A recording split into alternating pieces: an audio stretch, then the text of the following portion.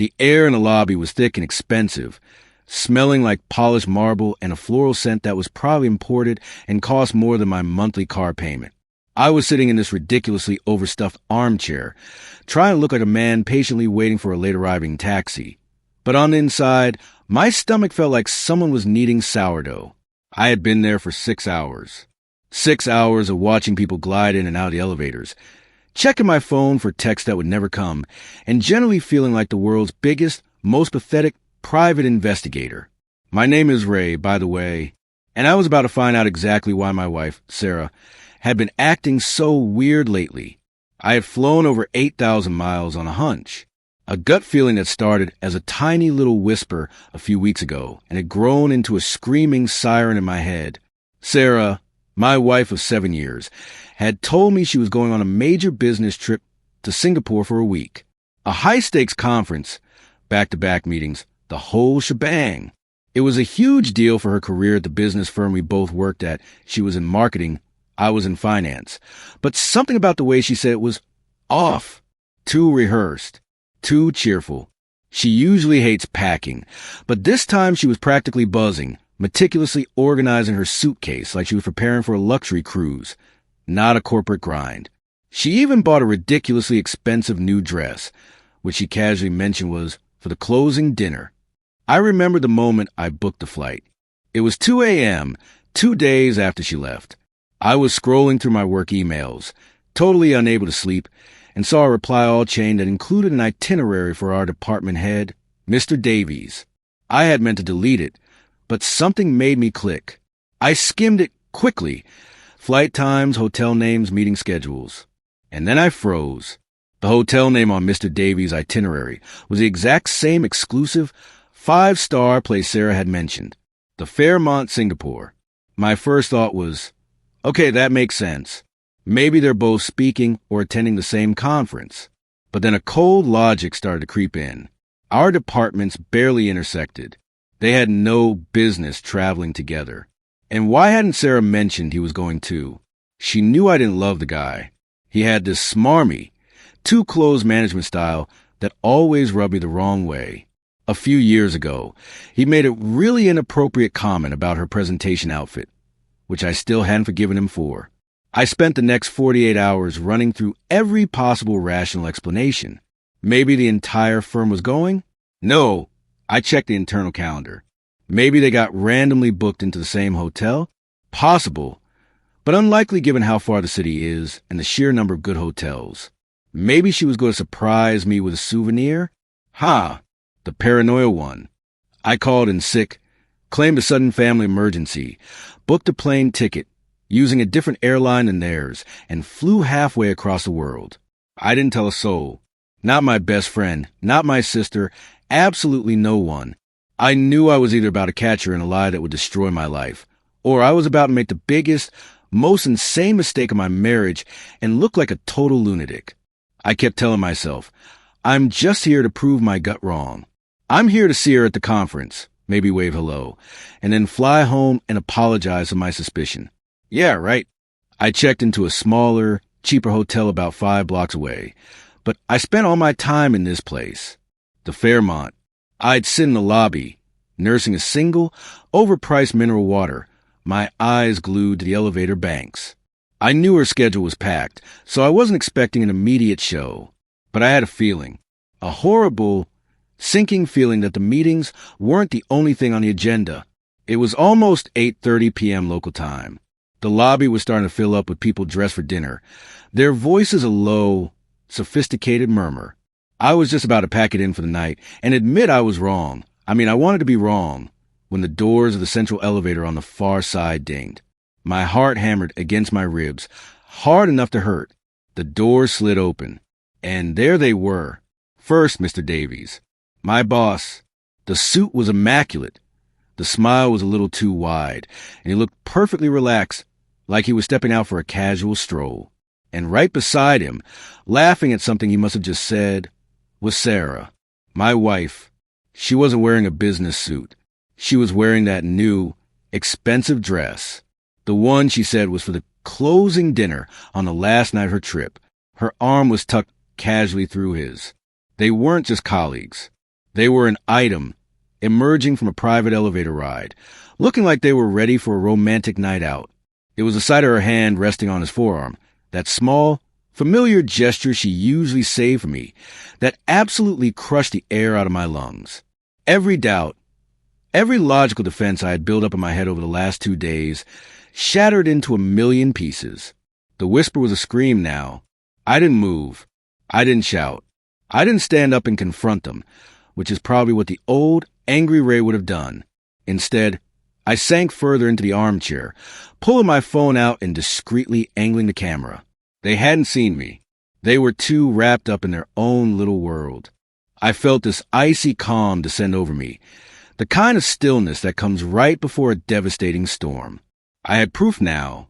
Solid, undeniable proof. My wife said it was a business trip, and I had just joined the trip too. Before I forget to ask, this has been an absolute mess, and I'm telling you all this from my end of it. If you ever had a moment where your gut told you one thing and the rest of the world told you another, drop a comment below and let me know when and where you're watching this video. Seriously, it helps to know I'm not talking to myself. I watched them walk toward the exit, their heads close, their conversation intimate. They were heading right past a reception desk, out into the humid Singapore night. My finger was hovering over the capture button. I had to get the shot. I had to get the photo that would change everything. The photo that would end my marriage and probably my career. Let's rewind a bit. Before the marble lobby, before the transatlantic flight, before the gut punch in that ridiculously expensive armchair, there was Sarah and there was the lie. To understand the depth of what I saw, you have to understand who Sarah was, or at least who I thought she was. Sarah, my wife, my college sweetheart, my partner in the grind. We had been together for 12 years, married for 7. We were the classic corporate couple. Met in the university business program, climbed the ladder at the same firm, bought the starter home, then the bigger house. Our life wasn't a fairy tale, but it was solid, predictable. We had our rituals. Friday night takeout, Sunday morning coffee on the patio, and a shared, silent understanding of the stresses of our high-pressure jobs. In the past 6 months, though, the shared understanding part started to fray. It began subtly, like a loose thread on a nice suit. She was always on her phone, which isn't unusual in our line of work, but she'd flip it face down if I walked into the room. If I asked her about a late email, she'd give these vague corporate-speak answers. Just finalizing deliverables, strategic planning for a major account. The biggest shift was her mood. She was restless. Before, a late night meant we were both exhausted and wanted to collapse on the couch. Now, she was almost manic. She was hitting the gym 4 times a week, buying a completely new work wardrobe that was way sleeker and more flashy than her usual tailored professional look. She'd stand in front of the mirror, turning this way and that, asking me if the color of a blouse popped. I honestly hadn't thought about whether a blouse pops in senior year prom, but I'd just say, "Looks great, babe," and go back to my spreadsheets. I was oblivious. I was conveniently oblivious. Maybe. Then came the Singapore trip. She announced it about a month ago. "Ray, this is huge," she said, beaming. "They're sending me to the APAC Marketing Summit. It's a week abroad, major exposure. This could be my fast track to director." I was genuinely proud. This was the stuff we worked for. We celebrated that night, and the whole thing seemed completely normal. But then the details got weird. I asked her who else in the firm was going. Just a few people from the main marketing team. She'd wave it off. It's mostly external clients and speakers. I offered to help her prep her presentation slides. "Oh, no need," she said quickly. "It's all internal data, super confidential." I didn't push. Confidentiality is gospel in our firm. The weirdest part, in hindsight, was the packing. I mentioned earlier the expensive new dress, the one I saw her in with Mr. Davies. But there was also a whole new set of travel-sized toiletries, luxury brands she'd never used before. She usually just threw her regular stuff into a Ziploc bag. She packed for a week. But somehow her luggage seemed lighter, almost like she wasn't actually bringing any work-related material. It looked like she was packing for a vacation, a very specific, luxurious vacation. And then there was Mr. Davies. I need to pause and talk about him. Arthur Davies, department head, 50s, twice divorced, and perpetually smelling faintly of expensive cologne and misplaced confidence. He was the kind of boss who called himself a mentor, but was really just a massive ego in a tailored suit. He'd always paid Sarah compliments that were a little too personal, calling her dynamite in meetings or leaning too close when reviewing documents. I'd always dismissed it as him being a corporate dinosaur, out of touch with HR guidelines, and Sarah never seemed to encourage it. She'd roll her eyes later and say, "Ugh, Arthur's being Arthur." A week before the trip, Mr. Davies started coming into my office, which was odd. He usually communicated with me via email or a 5-minute calendar invite. He'd stand there, hands in his pockets, asking me questions that had nothing to do with my finance work. "Ray, how's Sarah holding up with the pre-trip stress?" She seemed a little frazzled. Or, "I just told Sarah to take it easy this weekend. She's going to crush it in Singapore." It felt like a subtle territorial marking, a way of inserting himself into my personal space, into my marriage. The final trigger, the thing that tipped me over the edge from suspicious husband to secret agent on a revenge mission, was a conversation I overheard. It was the night before she flew out. She was on the phone in the study, and her voice was a low, breathless murmur. I was walking past, heading to the kitchen, when I heard her say, "Yes, I know. I can't wait either. Just the two of us. This will be our secret for now." The two of us. It wasn't the team or my colleagues. It was singular. It was possessive. When I walked in, she hung up instantly, her face flushed. "Client call," she stammered, picking up a pile of files, just confirming some last-minute details. Total nightmare. I just stared at her, feeling this cold, heavy weight settle in my chest. I didn't say anything, but I knew. I just knew. The next morning, I drove her to the airport. She kissed me goodbye, a quick peck on the cheek, and said, "Miss you. See you next week." The cheerfulness was a lie. The whole trip was a lie. That was the backstory. That was the mounting dread that had driven me to book a one-way ticket and sit in a fancy lobby 8,000 miles from home, hoping desperately that I was wrong. I thought I was paranoid. I thought I was being a terrible, distrustful husband. But as I watched Sarah and Mr. Davies, their arms linked, walking out of that elevator and toward the Singapore night, I realized I hadn't been paranoid enough. The lie wasn't just about a business trip. It was about the destruction of everything we had built. The decision to fly here, to book that ticket, wasn't some spur-of-the-moment breakdown. It was a result of a cold, calculated thought process driven by that unbearable gut instinct. It was Ray's risky decision, a gamble that risked not just my marriage, but my entire professional life. If I was wrong, I was a jealous fool who faked a family emergency, flew halfway around the world, and stalked his innocent wife at her legitimate business conference. I'd be fired, humiliated, and I would have deserved it.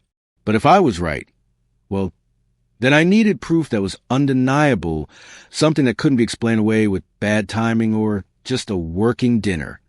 The moment I confirmed the destination, the Fairmont, Singapore, on Mr. Davies' itinerary, a switch flipped. I went into logistics mode, the same intense focus I use for managing million-dollar accounts. First, the booking. I used a personal credit card Sarah didn't have access to, and I booked a red-eye flight on a competitor airline. I specifically chose a flight that landed 12 hours after theirs, giving them plenty of time to check in and start their meetings. The hotel was the tricky part. I knew I couldn't stay at the Fairmont. Too expensive, and the risk of running into them in the hall was too high. I found a decent, modern place a few blocks away. It was called the Hotel G. It was clean, anonymous, and crucially, close enough to stake out the target. I landed feeling like a zombie, running on stale airplane coffee and pure adrenaline. The air hit me, hot, humid, and smelling faintly of street food and tropical flowers. It was sensory overload, a sharp contrast to the air-conditioned bubble I was about to enter. I took a cab straight to the Hotel G, dropped my bag, changed into a simple polo and jeans, anything to look like a tourist, not a corporate spy, and headed straight for Fairmont. I had scouted the lobby layout online during the flight. I needed a vantage point. The armchairs near the far end bar, labeled the antidote, were perfect. They were slightly sunken, partially hidden by a large pillar, and offered a clear sight line of the main elevator banks and the reception area. I spent the first few hours trying to blend in, pretending to scroll through a guidebook, while actually watching the main entrance, rehearsing the conversation I hope to have. Scenario A. I see her alone, busy, stressed about work. I text her, "Surprise, I'm here. Couldn't stand being away from you." She's thrilled, confused, and we have a laugh. I go home sheepishly. Scenario B. I see her with another colleague, a female partner, a genuine client. Same result as A, maybe a little more awkward. I kept repeating these scenarios in my head, trying to manifest a reality where I was simply overreacting. But the longer I sat there, the more the reality of scenario C, the one where Mr. Davies appeared, seemed inevitable. The waiting was the real killer. Every time a new person stepped off the elevator, my heart would jolt. I was essentially waiting for a grenade to go off. I ordered that ridiculously overpriced water. I couldn't drink alcohol. I needed to be sharp, and I used the time to go through every memory of Sarah and me, searching for the moment where it all started to go wrong. Was it when we stopped taking vacations and started taking work trips? Was it when we prioritized buying investment property over spending a Saturday together? I remember a conversation we had months ago about our ambitions. She had seemed distant, saying she felt stuck and needed a push to get to the next level. I had told her I'd support her no matter what. I just hadn't realized the push she was looking for was coming from my overly slick, twice-divorced boss. The memory didn't make me angry. It made me feel profoundly sad. It felt like I had missed the signals for so long, not because I wasn't paying attention, but because I had implicitly trusted her not to betray our life. The hours dragged. 2 p.m. for p.m., 6 p.m. Dinner rush started. That's when I saw the first sign of him. Mr. Davies wasn't physically there yet, but his presence was. A junior associate from our firm, a guy named Mike from the London office, walked past my post. He looked tired. I watched him approach the reception desk and heard him ask, "Is Mr. Davies still tied up in meetings?" The receptionist shook her head. "Mr. Davies checked out a few hours ago, sir." Checked out? It was only Tuesday. The summit was supposed to run until Friday. Why would Mr. Davies check out early? That threw my whole timeline off. I was suddenly thinking, he's left? I was wrong. Thank God. I relaxed my shoulders for the first time in 48 hours. Maybe he had a family emergency too. Maybe I was completely, beautifully wrong. Then the receptionist spoke again, quietly. "But Mrs. Taylor is still in room 1709, sir. She said she'll be down for the dinner function around 8:30. Mrs. Taylor. Sarah's married name. And then the next bombshell. A bellhop was called, and he approached Mike. "Excuse me, sir, Mrs. Taylor just called. She said she's meeting Mr. Davies off-site for dinner. She asked that her luggage be held until tomorrow morning." Meeting Mr. Davies off-site for dinner. My heart stopped the brief, celebratory thump it had started after the checkout news. No, he hadn't left. He had just moved to a private residence, or more private, less firm-affiliated hotel. The key phrase wasn't off-site. It was Mr. Davies and Mrs. Taylor, and they were traveling light. It was exactly 8:28 p.m. when the elevator doors finally chimed, drawing my focus back to the polished chrome doors, right before I had a chance to process the full implications of the luggage being held.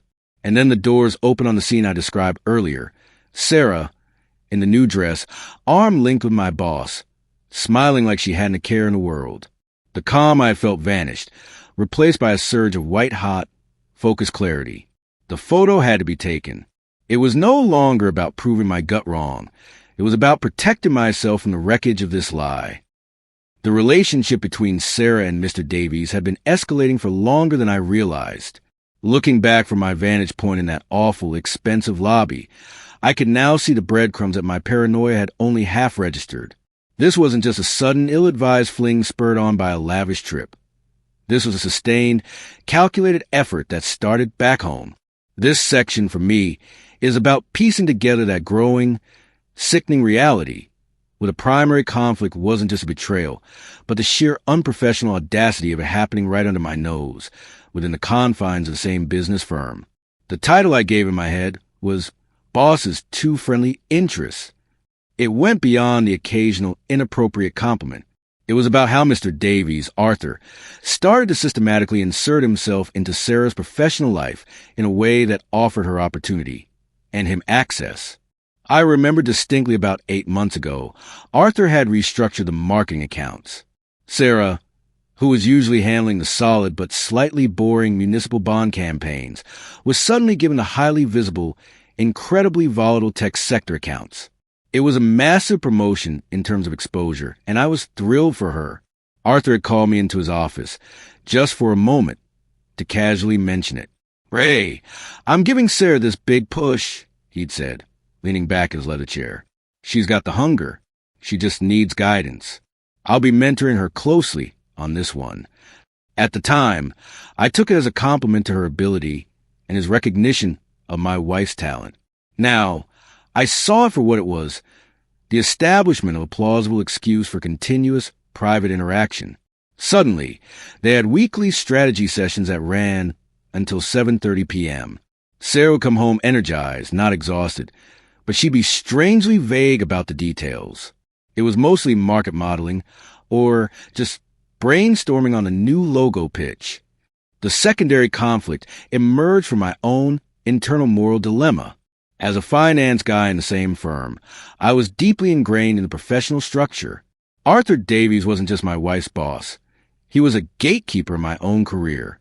If I made a scene, if I even suggested I was unhappy with his mentorship of Sarah, I'd be labeled unsupportive or jealous. In the corporate world, sometimes perception is more lethal than a lie. I had to navigate this escalating situation while appearing to be the supportive, slightly bland corporate husband. I recall an awkward company retreat we attended. Sarah and I were supposed to be a team, but Arthur kept pulling her away. At the outdoor reception, he cornered her, not about work, but about personal things. I walked over and heard him say, "You need to prioritize what makes you happy, Sarah. Don't let your personal life dictate your ambition." The implication was clear. I was the anchor holding her back. When I tried to join the conversation, he dismissed me with a quick, "Ray, why don't you go grab us all some more champagne?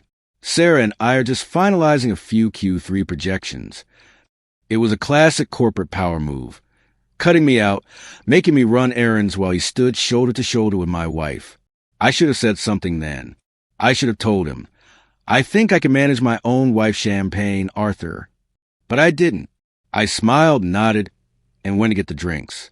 That moment, that acceptance of a secondary role in my own marriage, was a pivotal point I still hate thinking about.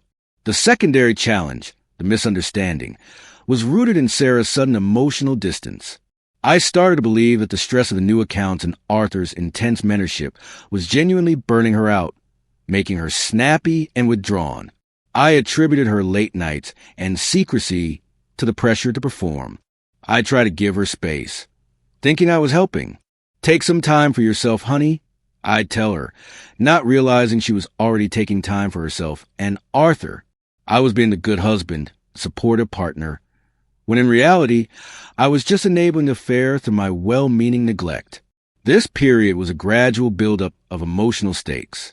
Every vague text message she'd send, every delayed response, wasn't just about a stressful day. It was an active choice to lie. The moral dilemma was mine. Do I confront her with suspicion and destroy the marriage without proof? Or do I wait, tolerate the growing distance, and hope she comes clean? The latter felt more painful, like watching a slow-motion car crash, but the former felt reckless. The last conversation we had before the trip solidified the tension. I was trying to reconnect, suggesting a weekend trip to the coast when she got back. "We need to decompress," I said. She just stared at me, almost blankly. "Ray, I don't know," she said, pulling away from my touch. "I might need a few weeks to catch up after the Singapore trip. This is going to be massive. You have no idea how much I have riding on this."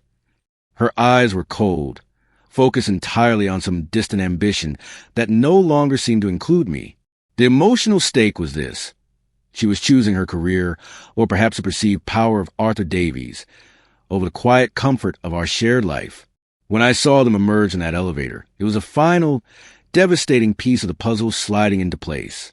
All those late nights, all the vague answers, all the mentorship sessions, they weren't about Q3 projections or market modeling. They were about building a private, shared world that excluded me. That's why they looked so relaxed. They weren't sneaking around in a dark alley. They were walking out of their shared hotel room, fully confident that I was thousands of miles away, managing financial models and being a supportive, clueless husband. The sight didn't just confirm my fear. It validated the sheer scale of the deception, which had been simmering for nearly a year. Once I had confirmation, that sickening, undeniable image of Sarah and Mr. Davies exiting the elevator, my detective work transformed into a grim surveillance mission. This section is about those tense, paranoid hours, tracking Sarah's movements, a time when every text message, every minute, was analyzed and cross-referenced with my boss's known itinerary. I'd already confirmed my initial piece of evidence. Mr. Davies had technically checked out, but Sarah was still in room 1709, and she was meeting him off-site. That meant they weren't just attending the same conference. They were maintaining a clandestine relationship within a professional environment, deliberately manipulating their travel plans to maximize their private time. After I took the photo in the lobby, which I'll get to in the next section, they disappeared into the humid night. I waited 5 minutes, let the adrenaline subside just enough to walk, and then I slipped out of Fairmont. I needed a place to process, and more importantly, I needed to check the digital paper trail. I went back to my anonymous room at the Hotel G. The room was small and air-conditioned, a stark contrast to the opulence of the Fairmont and the chaos in my head. I opened my laptop and went straight into corporate espionage mode. First, I checked the firm's internal calendar, the one only department heads and high-level finance had access to. The Singapore summit was clearly scheduled to run for 5 full days. Why had Arthur checked out on day 2? This was the key. I cross-referenced the flight details he had shared with the firm's travel agent. His return flight was scheduled for Friday evening. If he had checked out the Fairmont, he had to be staying somewhere else nearby. This led to the next step, the expense reports. As a finance guy, I had limited but crucial access to departmental spending. I filtered Mr. Davies' corporate card activity for Singapore. Nothing. That was the first big clue. If he was in a meeting, he'd be using the corporate card for meals, cabs, maybe a private meeting room. The lack of activity meant he was paying with his personal card, or someone else was footing the bill. Someone like Sarah, maybe, or a shared private fund. They were being careful. Then I went to Sarah's trail. I couldn't see her corporate card activity, but I could see her travel allowances and bookings. Everything was perfectly aligned for the Fairmont. She had paid for her new dress with her own credit card, which I also had access to. We share accounts, or at least we did. I looked at her personal card statement for the past few months, and there it was. Not a massive payment, but a recurring one. A subscription to a high-end, discreet travel dating service. The kind that caters to busy professionals looking for companionship during business trips. It was a monthly charge of $150, masked under a generic billing name. It had been running for 6 months. I clicked on the transaction details, feeling the blood drain from my face. This wasn't just a business trip affair. This was premeditated. This service was what she used to connect with people when she traveled. And I realized with horrifying certainty that she likely wasn't just connecting with Mr. Davies. He was probably the most recent or most persistent match. The emotional connection here built not through dialogue, but through the crushing weight of small, digital details. Remember the restless behavior I mentioned in Section 2?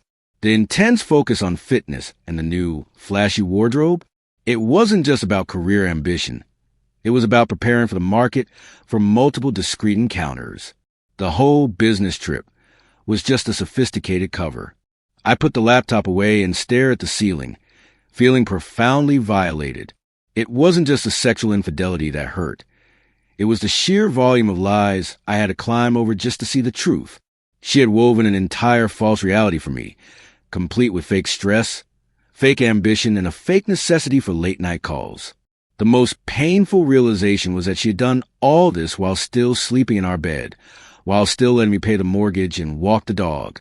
I decided I needed more context on their current activity. I couldn't confront her without losing my leverage, and I couldn't stay in the Fairmont lobby forever. I put on a baseball cap and dark jacket, hailed a cab, and returned to the Fairmont. I didn't go inside. I walked the perimeter, pretending to talk on my phone. Around 10:30 p.m., I saw them again. They weren't coming from the street. They were coming from a private entrance around the side, the one that leads to the high-end private dining rooms. They were laughing, their body language less professional, and more like two people concluding a very successful date. They stopped near a cab stand, kissed, a long, lingering, undeniable kiss, and then Arthur stepped into a taxi.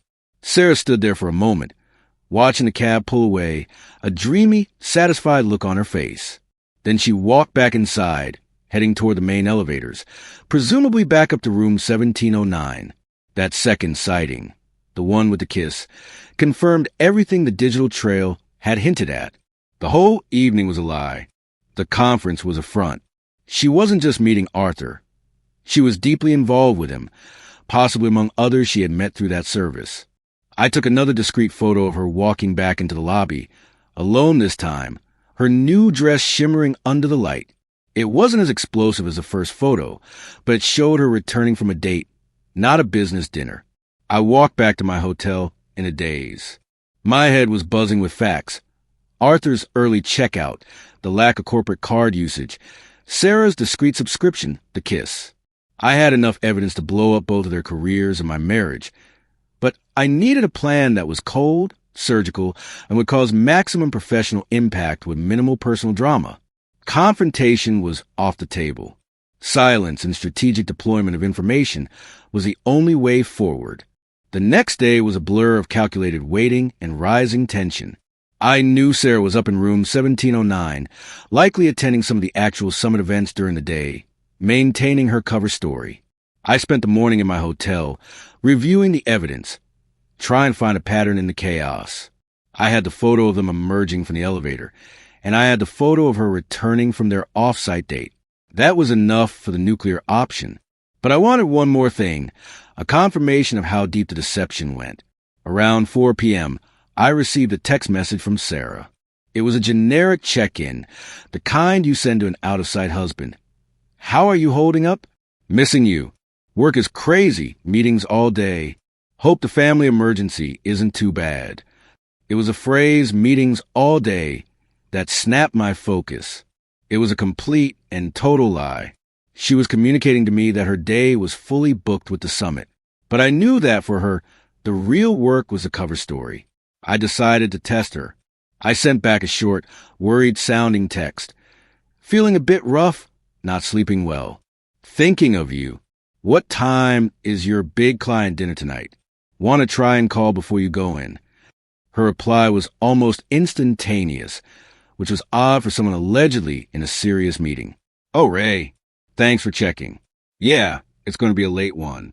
Big presentation for the Johnson account. It's unscheduled, actually. Last minute. We have to secure the deal. Arthur needs me there. Probably won't be back at the hotel until midnight, maybe later. Don't wait up. The unscheduled dinner. This was it. The deliberate lie that put the final nail in the coffin. The Johnson account was real, one of the biggest prospective clients the firm had been chasing for a year. But the meeting was not supposed to happen until next month. She used a real piece of confidential company information to create a plausible high-stakes alibi. And she threw Arthur's name in there for good measure. Arthur needs me there. This was a classic layer of the conflict. The main problem was the affair, but the secondary challenge was a sophisticated way they were leveraging company assets, corporate events, confidential client information, and professional hierarchy to facilitate their personal arrangement. It was a betrayal of our marriage and a violation of company trust. It deepened the engagement for me because now it wasn't just heartbreak. It was a matter of professional integrity. I text her back, playing the supportive fool one last time. Wow, that's huge. Go get him. I know you'll nail it. Good luck. Then I got to work. If she said she was going to be gone until midnight, I knew where they would be. They wouldn't be in a boardroom. They would be somewhere private, celebrating their success, both professional and personal, or consolidating their next steps. I checked the Fairmont's website, looking at their most exclusive private dining option. It was a rooftop restaurant called Sky, known for its discreet booths and panoramic views. Perfect for a celebration that required both intimacy and anonymity. I arrived back at the Fairmont around 7 p.m. I went straight to the rooftop bar section, which was separate from the formal dining room, and ordered a soft drink. I kept my head down, ostensibly scrolling on my tablet, but my eyes were scanning the dining room reservations list near the host stand. I managed to get a quick, unauthorized peek when the host stepped away to seat a couple. No Davies or Taylor under the formal reservations. They're being careful. But then my eyes landed on the private dining section, the secluded booths known as the Vault. There was one booking for 7:45 p.m. A. Davies, 2 guests. Arthur had used his own initials to secure the spot, likely under his personal line, so it wouldn't be flagged by the firm's expense management systems. It was the 2 guests that confirmed it. This wasn't a team meeting. This was a date. I didn't need to see them to know she was there. She was telling me she was fighting for the Johnson account. In reality, she was having a romantic dinner with my boss, sealing the deal on their affair. The tension was rising to an almost unbearable level. I felt physically sick, a mix of pure rage and utter emotional exhaustion. I didn't want a confrontation. I didn't want a scene. All I wanted was a final piece of photographic evidence that proved beyond a shadow of a doubt they were intimately involved and were actively using company time and resources to do it. I knew the layout of the rooftop. The staff entrance to the vault was discreet, requiring a service elevator. But the general access was through a long, glassed-in hallway that overlooked the city, connecting the bar to the dining area. If I positioned myself near the bar exit, angled away, I might catch them as they were leaving the main dining room, relaxed and happy, having just concluded their unscheduled dinner. I sat there, sipping my drink, pretending to read a novel on my tablet, but every sensory detail was heightened. The clinking of glasses, the low thrum of music, the chatter of satisfied patrons. It all felt like a mockery of my current state. Then, around 9:30 p.m., I saw them emerge from the dining area. They were walking slowly, leisurely, Sarah leaning into Arthur's space. She wasn't carrying a briefcase or a stack of presentation slides for the Johnson account. She was holding a single, long-stemmed rose. Arthur had his hand on the small of her back, guiding her. They weren't just colleagues. They were a couple, ending a romantic evening. I raised my phone, still pretending to scroll. I lined up the shot. This was the moment of revelation, the turning point. Not only was my marriage a lie, but my wife was actively using our firm's most sensitive information as a shield for her infidelity. Click. I took 2 photos quickly. One was wide angle, showing the intimacy and the glassed-in rooftop setting. The second was a close-up, perfectly framed, showing the rose, his hand on her back, and the satisfied, post-date look on both their faces. The quality was perfect. I had the proof. The rising drama was over. It was time for the quiet, devastating resolution. The click of the camera phone was almost silent, swallowed by the sophisticated ambient noise of the rooftop bar. But in my head, it sounded like a gunshot. The photographic evidence was secured. I didn't feel triumph, though. I felt a kind of deep, chilling emptiness, the kind you feel when the oxygen leaves a room. This wasn't just proof of an affair. It was proof that my wife had lived a double life with a level of dedication usually reserved for espionage. I watched them continue their slow, intimate walk toward the elevators, Arthur's hand still gently resting on Sarah's back, the rose clutched in her hand.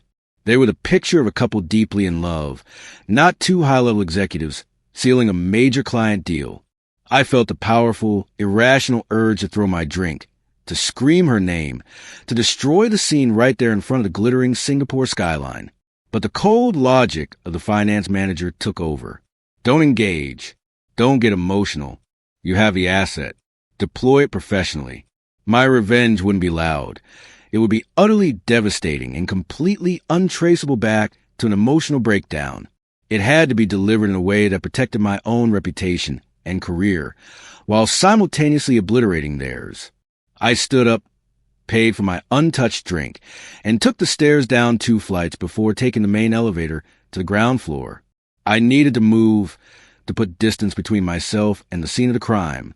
I left the Fairmont, walked the 5 blocks back to the Hotel G, and didn't look back once. Once back in my room, I didn't touch the pictures immediately. I needed to process the weight of the moment. The full realization hit me. This was it. The moment my marriage ended. It wasn't a slow fizzle. It was a sudden, violent explosion disguised as a business trip. Remember the expensive new dress? The one I mentioned in Section 2? Now I knew why she bought it. It wasn't for the closing dinner. It was for the opening date and every date in between. I sat down at the small desk in my room and pulled up the photos. They were clean, well-lit, and undeniable. In one, the angle clearly showed Arthur's hand on her lower back, a gesture that no one makes with a professional colleague, especially not in a setting that's supposedly a high-stakes client dinner. In the other, the look of proprietary intimacy on their faces was heartbreakingly clear. The rose, held loosely, was a perfect, cliché prop. The truth was now a concrete, deployable weapon. But who was my target? Sarah, for the betrayal of our life? Arthur, for the abuse of his power and his violation of our trust? Both. But more importantly, I realized that Arthur was a serial offender. He was twice divorced, and his reputation for being too hands-on with female subordinates was an open secret in the firm, one that everyone tolerated because he brought in massive revenue. I wasn't just exposing an affair. I was giving HR the concrete evidence they needed to finally deal with a chronic predator. I decided the confrontation wouldn't happen face-to-face. That would only lead to shouting, tears, and a messy breakdown that would make me look unstable and give her a chance to minimize the damage. I wanted a clean, professional kill shot. I went back to the laptop and started drafting. Not a divorce petition. That came later. I drafted an HR resignation letter. Not for me, but for Sarah. I logged into my personal email, but carefully set it to send later, ensuring I was back home and safe before it dropped. The subject line was chillingly simple. Formal resignation, Sarah Taylor. I wrote the body of the letter in Sarah's voice, imitating her professional, precise tone. It was short, effective, and completely vague about her reasons. Dear HR Director's name, please accept this email as formal notification that I am resigning from my position as Senior Marketing Manager, effective immediately. I appreciate the opportunities one have been given over the past 7 years. I wish the firm continued success, especially with the forthcoming Johnson account. Sincerely, Sarah Taylor. It was a final line about the Johnson account that was the cold, masterful touch. It referenced the lie she had just used as her alibi for the evening, the unscheduled dinner. It would immediately raise a flag for HR that something was wrong, that her departure was directly linked to current high-stakes firm activity. Then came the attachment. I converted the 2 photos I had taken into a single PDF document named simply Contextual Evidence. I attached it to the resignation letter. I reread the entire email. The professional resignation letter from Sarah, complete with the subtle red flag about the Johnson account, and the attached photographic proof that she was sleeping with her boss instead of working. It was clean. It was professional. It was undeniable. And by sending it as her resignation, I was ending her career for her, preemptively taking away her power to control the narrative. The firm would have no choice but to terminate Arthur Davies for cause, and Sarah would be out, too, having resigned the moment the evidence was submitted. The decision was final. The story was over. After hitting send later on the resignation email, a professional, chillingly effective act of sabotage disguised as a final good deed. I was left alone in the small hotel room with the wreckage of my life. The quiet walk back wasn't just a physical journey.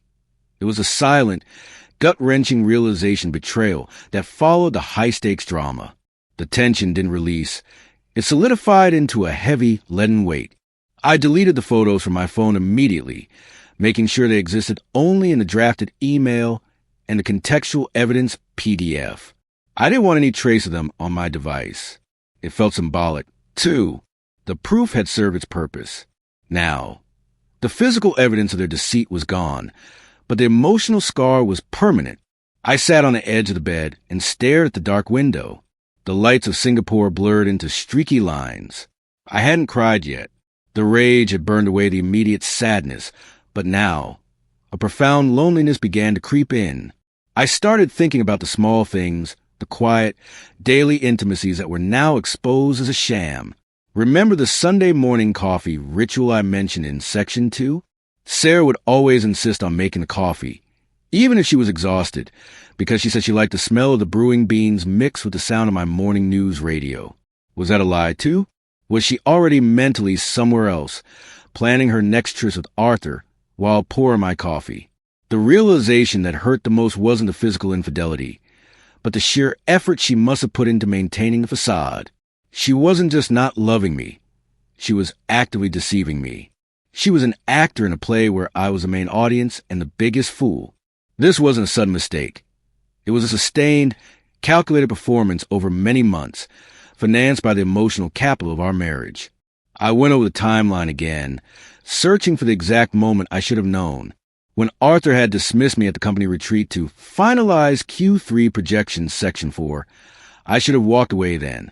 When she bought the new luxury toiletries for the conference Section 2, I should have asked more pointed questions. The rising drama hadn't been confined to Singapore. It had been building slowly in our kitchen, in our bed, in the quiet spaces of our home life. The decision to handle it through HR, through a professional channel, was my way of regaining control.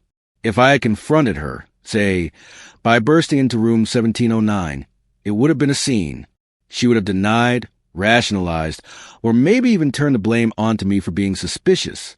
The firm would have seen two emotionally unstable executives, and they might have managed a scandal internally, maybe just a reprimand for Arthur and a mandatory counseling session for us. But by submitting the resignation on her behalf, accompanied by irrefutable evidence of misconduct and a breach of professional trust, I had turned the situation into a clear-cut HR issue. It was no longer a domestic spat. It was a case of corporate malfeasance. She and Arthur had violated the most basic ethical policies of our firm, a firm that prides itself on integrity, especially in the finance and marketing sectors. The resolution I had engineered was cold, surgical, and would have immediate professional consequences. I started thinking about my immediate future. My own career at the firm was now tenuous, not because of what I had done, but because I was a husband of the person who had just professionally destroyed the department head. When the news broke, the entire firm would know.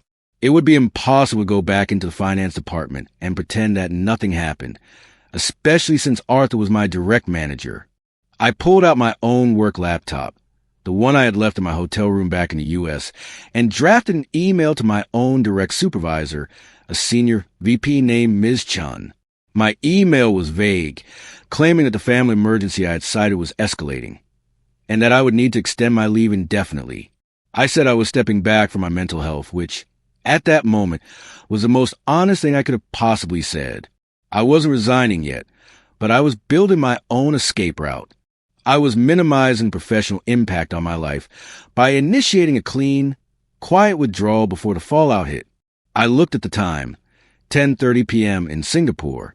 Back home, it was 10:30 a.m. My drafted email, the one containing Sarah's resignation and the evidence, was timed to drop at 9 a.m. New York time, the start of the business day. The professional machinery was now set in motion. The trap was sprung. I had come to Singapore to prove my wife was lying. I had succeeded. And now, the realization was setting in. The cost of that success was everything.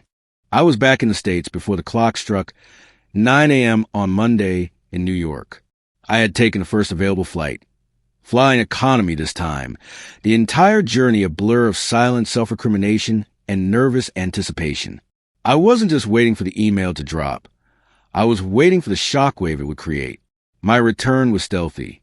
I let myself into our empty house. Empty because Sarah was still in Singapore, believing I was dealing with a family emergency hundreds of miles away from New York. The time finally came. 9 a.m. Eastern Standard Time. The automatic send later function triggered. The HR resignation letter went out, complete with the attachment, contextual evidence.pdf. It landed in the inbox of Ms. Evelyn Hayes, our firm's long-serving and famously no-nonsense HR director, and copied to 2 high-level legal counsel. My revenge was predicated on a fundamental truth of corporate life. HR cares about liability, not romance. An affair between 2 consenting colleagues is one thing.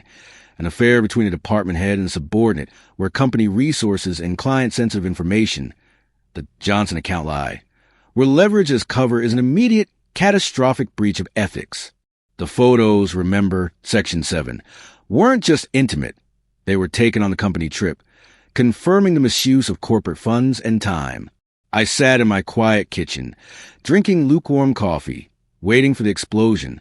I kept my phone on silent, expecting the chaos to start with a call from Sarah, followed by a frantic summons from Ms. Hayes. The first response wasn't a call. It was a text message, delivered about 10 minutes after the email landed. It was from Ms. Hayes, the HR director, sent to my personal phone. "Ray, please call me. Confidential matter. ASAP." I took a deep breath. She wasn't calling the office. She was calling my personal number, indicating this was a discreet, high-level crisis. I walked out onto the patio, away from the possibility of any recording device, and called her back. "Ms. Hayes, this is Ray. You sounded concerned," I said, keeping my voice level, professional, and slightly worried. Her voice was low and clipped. "Ray, I have just received a disturbing email. It appears to be Sarah's formal resignation, effective immediately, and there are some rather explicit attachments. Can you confirm if Sarah sent this to me?" I can't speak to that, Ms. Hayes. I lied smoothly, maintaining the necessary distance. Sarah is still in Singapore dealing with the tail end of the summit. When I last spoke to her, she sounded focused on securing the Johnson account. If that email is accurate, it's news to me. I'm shocked. I delivered the Johnson account line, like a key witness dropping a crucial detail. It was subtle but effective. It immediately connected the resignation, the affair, and the firm's most important prospective deal. Ms. Hayes inhaled sharply. "I see. Thank you, Ray. I understand you're currently on leave due to a family matter. Please do not discuss this email with anyone, including Sarah. I will be in contact." The call ended. I was safe. I hadn't confirmed I sent the email, but I had confirmed that Sarah was lying about her whereabouts and professional duties, and that I was the unsuspecting, professionally loyal husband. My hands were clean.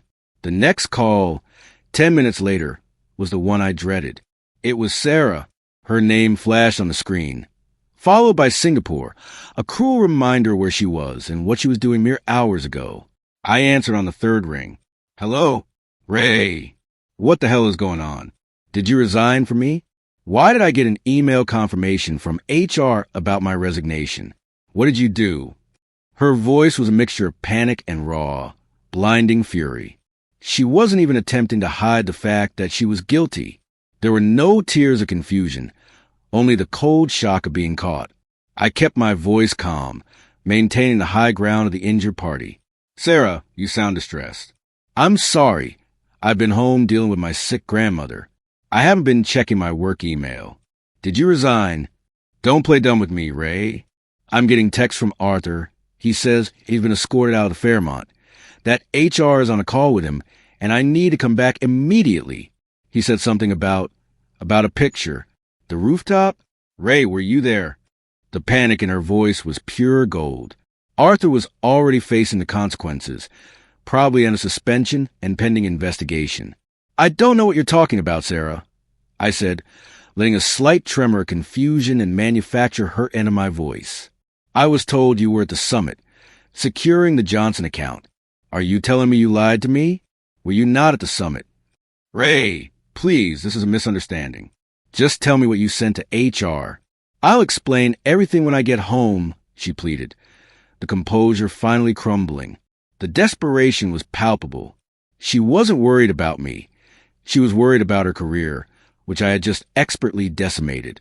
"There's nothing to explain, Sarah," I said, my voice hardening for the first time. "I saw your resignation confirmation email come in a few minutes ago.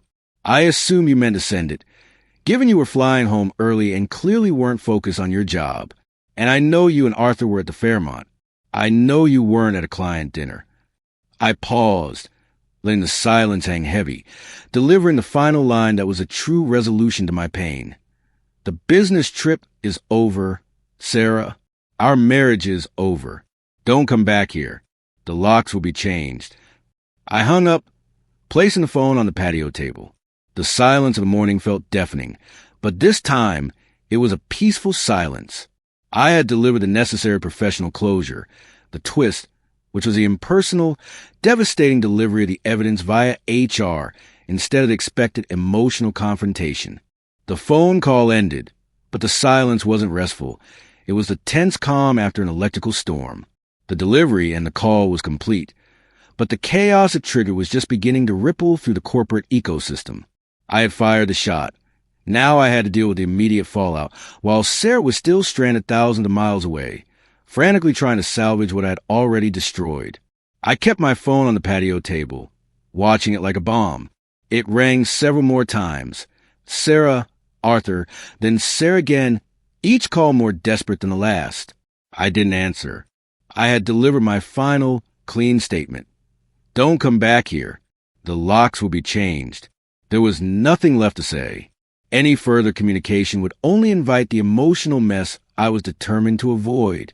The true impact of my action was confirmed an hour later when I received an official, encrypted email from the firm's legal counsel, copied to Ms. Hayes. The subject line was, Mandatory Non-Disclosure and Confidentiality Notice. The body of the email stated that due to a serious breach of ethics and professional conduct involving sensitive client and proprietary information, Mr. Arthur Davies had been placed on immediate, indefinite administrative leave pending a full investigation. It also noted that the resignation of Ms. Sarah Taylor had been formally accepted and her access to all firm systems was immediately revoked. The email ended with a stern warning to all recipients about maintaining absolute confidentiality regarding the matter, under penalty of immediate termination and legal action. It was exactly what I had hoped for. The firm hadn't just fired Arthur for a simple affair. They had treated it as a corporate security breach. By referencing the lie about the Johnson account in Sarah's fake resignation, and by providing visual evidence that the misconduct occurred on a company-paid trip, I had forced their hand. They had to act decisively to protect their reputation and their multi-million-dollar client base. My career, however, was in a holding pattern. I was still on indefinite family leave, but the fact that I was a husband of the resigned party and the colleague of the suspended party meant my position was untenable. That was okay. I had already mentally resigned myself to walking away. Later that afternoon, I received a text message from a friend, Mike, the same junior associate I had seen at the Fairmont. Remember Section 3, when he was asking about Arthur and Sarah? Mike's text, Dude, the office is a ghost town. Arthur was escorted out by security, like a movie. Rumor is it's massive. They're saying Sarah resigned too. What is going on? I heard you're on leave. Hope you're okay. I replied simply, I'm fine, Mike. Dealing with some heavy family stuff. Look out for yourself. I'd advise you to keep your head down and stay out of the gossip. This exchange was crucial. It confirmed that the news was spreading, but the truth, that I was the one who pulled the trigger, was still safely confined to the upper echelons of HR and legal. To the firm, I was just a casualty of a heavy family matter. The frantic phone call I received next was from Sarah's sister, Clara, who was my closest friend in her family. Ray, I just spoke to Sarah. She is hysterical. She's flying back tonight, but she said you told her not to come home. What on earth did you send to HR? She said something about Arthur being fired and a photo from the rooftop. Clara's voice was filled with worried confusion, not judgment. I chose my words carefully, maintaining the facade of the wronged husband. Clara, I don't know what Sarah told you, but I went to Singapore because I was suspicious. I saw what was happening. She was having an affair with Arthur, using her career, and lying about client business to cover it up. I found the proof, Clara. And yes, I sent it to HR where it belonged. She destroyed our marriage, and she compromised her job in the process. I didn't tell her to resign. She chose to use company trips to cheat. Now, I need space. If she wants to stay in New York, she needs to find a different place. Clara was stunned into silence. She was the first person I had truly confessed to. The act of voicing betrayal out loud, even to a trusted friend, solidified the reality. It hurt, but it was necessary. I asked Clara to meet Sarah at the airport and arranged temporary lodging for her. I didn't want a confrontation at the front door. I wanted the end to be as clean as the break I had engineered with the firm. The day ended not with fireworks, but with a quiet, profound exhaustion. I changed the locks, physically and metaphorically closing the door on that part of my life. I went through the house, packing up all of Sarah's personal belongings into large boxes. I didn't do it in anger. I did it with a detached sense of obligation, like cleaning up after a natural disaster. Every item, her favorite running shoes, her stack of business journals, the ridiculously expensive dress I had seen in Singapore, was just a relic of a life that no longer existed. The twist was fully realized. The personal betrayal was solved with professional move. I didn't get the satisfaction of watching her crumble, but I got the cold, hard, professional justice that ensured she and Arthur paid the highest price in the environment they valued most, the corporate structure. The resolution was a reconciliation or messy division of assets.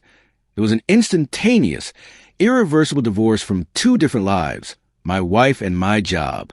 The immediate fallout at the firm was swift and total, exactly as I had orchestrated. My own professional life was in limbo, but compared to the wreckage I had left behind for Sarah and Arthur, I was in a position of quiet strength. The aftermath, a new life, was about the deliberate choices I made in the weeks that followed to rebuild my identity away from the career and the marriage that had defined me for a decade. Arthur Davies was formally terminated within 48 hours. The firm couldn't risk the liability of an executive using his position for sexual misconduct, especially with photo evidence taken on a corporate trip and the entanglement with client information. The official company memo was vague, separation due to a breach of ethical conduct, but the corporate gossip machine was working overtime. Sarah's resignation was accepted without question. She was branded as a co-conspirator who had tried to leverage the professional relationship. She got exactly what she deserved, a reputation so toxic that finding a similar high-level job in our industry in New York would be virtually impossible. I, Ray, remained technically on indefinite leave. Ms. Hayes, the HR director, called me again, this time with a different tone, sympathetic but professionally cautious. She made it clear that while they value my work, the situation with my wife and former boss had created a difficult environment for my return. This was the opening I needed. I didn't wait for them to push me out. I officially resigned the following week.